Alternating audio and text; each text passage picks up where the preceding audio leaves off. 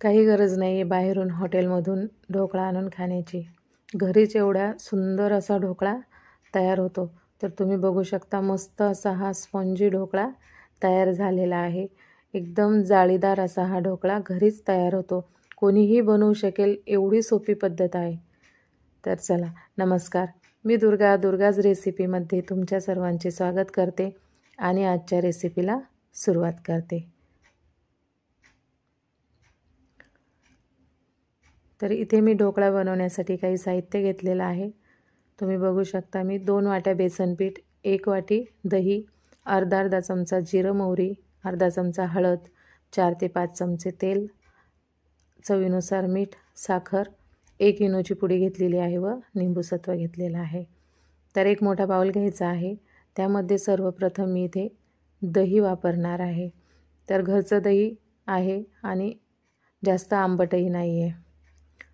त्याच दह्यामध्ये मी 1 चमचा साखर घालून घेणार आहे. दह्यामध्ये थोड्या गाठी असतात त्या आधी फोडून घेऊया. अगदी क्रीमसारखं हे दही मी फेटून घेतलेलं आहे अशा पद्धतीने. आता त्यामध्ये बेसन पीठ घालून घेणार आहे आणि याला फेटून घेऊयात. पाणी आपल्याला एकदाच टाकून घ्यायचं नाही. पाणी थोडं थोडं आपण वापरणार आहोत. हवं तेवढं. एकदाच जर पाणी घालून घेतलं तर बॅटर आपलं पातळ पण होऊ शकतं. म्हणून पाणी आपल्याला प्रमाण जेवढं हवं आहे तेवढं घेऊन व्यवस्थित हे फेटून घ्यायचं आहे. यामध्ये तेल घालून घेऊया. हळद घेतलेली आहे अर्धा चमचा. चवीपुरते मी मीठ घालून घेणार आहे आणि हे मिश्रण व्यवस्थित फेटून घेणार आहे. त्याचबरोबर यामध्ये अर्धा चमचा मी निंबूसत्व पण घालून घेतलेलं आहे. त्याऐवजी तुम्ही लिंबूसुद्धा वापरू शकता. अर्धा लिंबू घालून घ्यायचा आहे. तर बॅटर आपलं व्यवस्थित तयार झालेलं आहे. बॅटर साईडला ठेवूयात आणि ताटाला तेल लावून घेणार आहे. व्यवस्थित चारही बाजूने तेल लावून घ्यायचं आहे. कढईमध्ये पाणी ठेवलेलं आहे. उकळण्यासाठी झाकून ठेवूया. पाणी उकळते तोपर्यंत आपण जो आपण बॅटर तयार करून घेतला होता त्यामध्ये इनो घालून घेऊयात. मी 1 इनोची पुडी यामध्ये सर्व टाकून घेतलेली आहे. थोडंसं पाणी मी घालून घेणार आहे आणि फेटून घेणार आहे. तर ढोकळा व्यवस्थित येण्यासाठी मिश्रण व्यवस्थित फेटून घ्यायचं आहे. घाई करायची नाही आहे. जेव्हा कलर बदलेल किंवा त्यामध्ये छोटे छोटे बुडबुडे यायला तयार होतील त्यावेळेस ते बॅटर आपल्याला ताटामध्ये टाकून घ्यायचं आहे. इनो आधी टाकायचं नाही. ज्यावेळेस आपल्याला ढोकळा लावायचा आहे त्याच वेळेस आपल्याला इनो टाकून घ्यायचं आहे. तर बॅटर सर्व मी ताटामध्ये घालून घेतलं आहे आणि आता याला आपण थोडंसं थपथप करून घेऊयात. पाणी पण उकळलेलं आहे. आता ढोकळा यामध्ये ठेवून घेऊयात. मी रिंग ठेवलेली आहे. त्यावर ढोकळा ठेवून आता 20 मिनटं आपण हा स्टीम करून घेऊयात.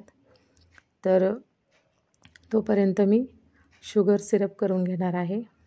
कढईमध्ये तेल घालून घेतलं.